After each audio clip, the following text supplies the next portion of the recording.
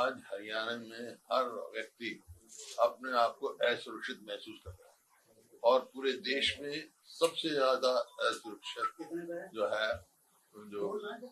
हरियाणा है। और ये मैं नहीं कह रहा, ये सोशल प्रोग्रेसिव इंडेक्स जो है प्रधानमंत्री का, उन्होंने कहा है कि हरियाणा प्रदेश आज सबसे ज्यादा असुरक्षित, क्योंकि फिरौतियां रोज, मेरे पास कितनी कटिंग पड़ी आपको दिखाऊं, देखो ये तो आज गई है, जो जीन में सरपंच की लाइसेंस पिस्टल छीन, उसी को गोली मार, ये तो जीन में आज कल हुआ। और ये सारी कटिंग देखो, जज्जर में शराब फ्राई की रास्ते में युवक को 5 गोलियां मार, कॉल करके बदमाश बोला 5 करोड़ दे वरना नफेराठी वाला हाल कर दूंगा। फायरिंग तो ट्रेलर था, 5 करोड़ नहीं दिए तो अंजाम भुगतना होगा। ये सब आपको अखबारों में है। गैंगस्टर बोला तेरे तो रुपये लूंगा ना तो किसी को गोली मरवाऊंगा। डॉली के 3 बार मिल चुकी है, ये पैसे ना देने पर फायरिंग की चेतावनी दी। हेलो डॉली सरदार, गैंगस्टर नंदू बोल रहा हूँ, 5 करोड़ का इंतजाम करो वरना तुम्हारे भी राखी जैसा हाल होगा। ये रोहतक का 3-4 दिन पहले की बात है, याद है। ये cross roads olive green gangsters culture, जो हरियाली से जाना जाता था, अब गैंगस्टर कल्चर से जाना जाता। चोरों के हौसले बुलंद, एक ही रात में 3 वारदातों की सुरक्षा। कितने ही रात देखो, दहशत में कारोबारी, 60 दिन में हत्या, रंगदारी व फायरिंग में 29 वार देते, 60 दिन। रंगदारी मामला सुन लाला, 2 करोड़ रुपए दे देना नहीं तो जान से हाथ धो बैठोगे। फिर पंप में 3.38 लाख लूटी, फिर दुकान पर फायरिंग की। कोई कितने देखो आप, विदेश में बैठे गैंगस्टरों के निशाने पर शाहबाज, दिन निकलते ही गोलियों की तड़प ताड़ से गूंजा शाहबाज। कारोबारी को गैंगस्टर की धमकी, फायरिंग और रंगदारी पर्ची, 5 दिन के बाद एफआईआर नहीं। यहाँ तक कि जो 300 के करीब शराब के ठेके भी जो है ली है। अब ये स्थिति है यहाँ पे। पहले भी 2005 से पहले भी ऐसी परिस्थिति थी हरियाणा में, लेकिन 2005 में कांग्रेस की सरकार आई, सरकार बनते कह दिया गया था बदमाशों को या तो बदमाशी छोड़ दो या हरियाणा छोड़ दो। और 2005 से लेकर 2014 तक शांति प्रिय रहा और हरियाणा ने बहुत विकास किया, नंबर 1 बना पूरे देश में, प्रति व्यक्ति आय में, प्रति व्यक्ति निवेश में।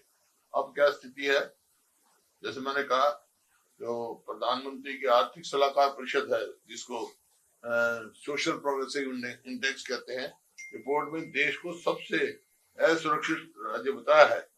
एनसीआरबी की रिपोर्ट भी कह रही है, यही गवाही देती है, 1 साल के भीतर 1020 यानी रोज 3 से 4 हत्याएं हुई।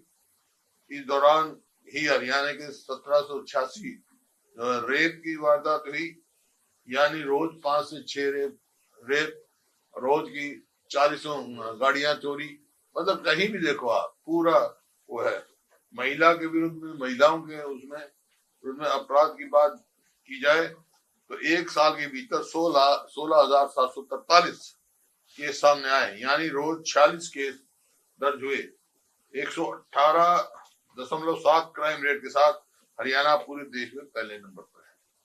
तो हाँ, तो प्रति व्यक्ति आय और निवेश में पहले नंबर पर था हरियाणा, और आज कहाँ पहुंच गया। फिरौती, धमकी और बदमाशों का इतना खौफ है कि इस बार शराब के आधे ठेकों को ये तो ठेकेदार ने बोली तक नहीं लगाई। सरकार ने 21 जिलों के 300 ठेके जब मैंने बताया, वहां बोली नहीं, वो देख निकालते, बोली नहीं होती। ये परिस्थिति है। तो आज लोगों की सुरक्षा की जिम्मेवारी सरकार की होती है। तो ऐसा प्रतीत होता है हरियाणा में सरकार नाम की चीज ही नहीं है। बदमाश और ये जो है वही चला रहे हैं सब कुछ, वही सरकार, वही हरियाणा चला रहे हैं। उनकी मर्जी से, जब मर्जी से धमकी ले लो, जब मर्जी से फिरौती ले लो, जब मर्जी किसका कत्ल कर दो, कोई सुनवाई नहीं, कोई बात नहीं। तो ये परिस्थिति है आज। क्या मांग क्या कर रहे हैं आप इस पर? मांग कर रहा हूँ कानून व्यवस्था दुरुस्त की जाए और बदमाशों से हरियाणा का पीछा छुड़ाया जाए, जैसे 2005 और 14 में छुट गया था। सर, मानसून सत्र विधानसभा का शुरू होगा तो कांग्रेस ये मुद्दा उठाएगी विधानसभा में? हाँ उठाएगी यार भाई, उठाती है, कानून व्यवस्था का नंबर 1 तो उठाएंगे। अभय सिंह चौटाला की आप बात कर रहे थे कि 2005 से पहले ऐसा क्राइम हुआ करता था। अब अभय चौटाला को भी धमकी आई है, आपने हालांकि जिक्र करा है, उसको लेकर क्या? उनको भी धमकी आई है, कल ही मैंने पढ़ा। तो ये दर्शाता है कि इतनी कानून व्यवस्था लचर हो गई है हरियाणा में। सर, दूसरा विषय ईडी की छापेमारी और उससे जुड़ा हुआ है, जिसमें लगातार हम देख रहे हैं भूपेश बघेल के यहाँ पर भी छापेमारी हुई है। इसके अलावा रॉबर्ट वाड्रा पर चार्जशीट हुई है। इस मामले पर आप क्या कहेंगे? मेरे यहाँ भी हुई थी पहले छापेमारी, जो चार्जशीट नहीं हुई, प्री समनिंग नोटिस गया है, प्री समनिंग नोटिस गया जो मैंने अखबार में पढ़ा, और वो मसला बहुत दिनों से पड़ा है। जब तक ECIR की रिपोर्ट नहीं आएगी तो मैं इस बारे में पूरी कमेंट नहीं कर सकता, लेकिन on the face of case मैं समझता हूँ कि कोई अनियमितता नहीं हुई है उसमें, और बिल्कुल जो है जैसा रॉबर्ट वाड्रा जी ने कहा है, राजनीति प्रतिशोध से हुआ है ये, और वो बिल्कुल इसमें पाक साबित होंगे। सर, हिसार का भी आपने अपराध का जिक्र करा, हिसार में भी एक युवक गणेश जो है उसकी मौत हो गई थी 9-10 दिन पहले। हत्या की बात की जा रही है, पुलिस वालों पर आरोप लगा है लगातार, वहां का भी मुद्दा उससे किस तरीके से देखते हैं? तो हिसार का ये पूरा मामला था।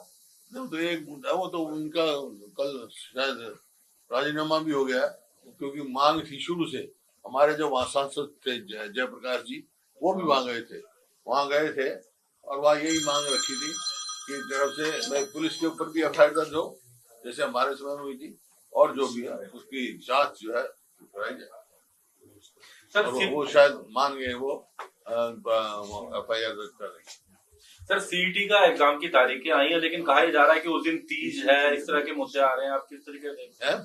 CET के एग्जाम की तारीख आई है CET के लिए परीक्षा की, लेकिन कहा जा रहा है कि उस दिन तीज है, तीज का त्योहार है। इस तरह की कुछ जगहों पे बच्चों के द्वारा छुट्टी वाले दिन नहीं करना चाहिए, और मौका बनाना चाहिए उनको। राहुल गांधी जी की तरफ से कहा गया है कि ईडी विच हंट कर रही है रॉबर्ट वाड्रा के अगेंस्ट, और अब हम ये भी देख रहे हैं कि भूपेश बघेल जी के सन को भी ईडी ने अरेस्ट कर लिया। तो आप ये डेवलपमेंट कैसे देखते हैं? बेटे को भी अरेस्ट किया गया है ईडी के द्वारा, तो आप ये डेवलपमेंट कैसे देखते हैं? मैं तो खुद भुगत रहा हूँ ईडी के कई मुकदमे, जिन निराधार जो कह चुके हैं, रॉबर्ट जी भी कह चुके हैं, राहुल जी भी कह चुके हैं, ये राजनीतिक प्रतिशोध से। सर, एक फरीदाबाद का आनंदपुर गांव का मामला भी है, वहां पर भी जो तोड़-फोड़ की कार्रवाई की जा रही है। वहां के लोग कह रहे हैं कि सरकार की तरफ से सही कदम सुप्रीम कोर्ट में नहीं रखा गया, इसलिए इस तरह की कार्रवाई हो गई। ठीक बात कह रहे हैं वो गांव सैकड़ों साल पुराना है, समझे ना, कहाँ जाएंगे हमारे? सरकार अगर सही तथ्य रखती तो शायद ये नहीं होता। अभी मुख्यमंत्री ने कहा कमेटी बनाएंगे, फिर से सरकार तथ्य रखने के प्रयास करेगी, उसी पहले ही रखना चाहिए था।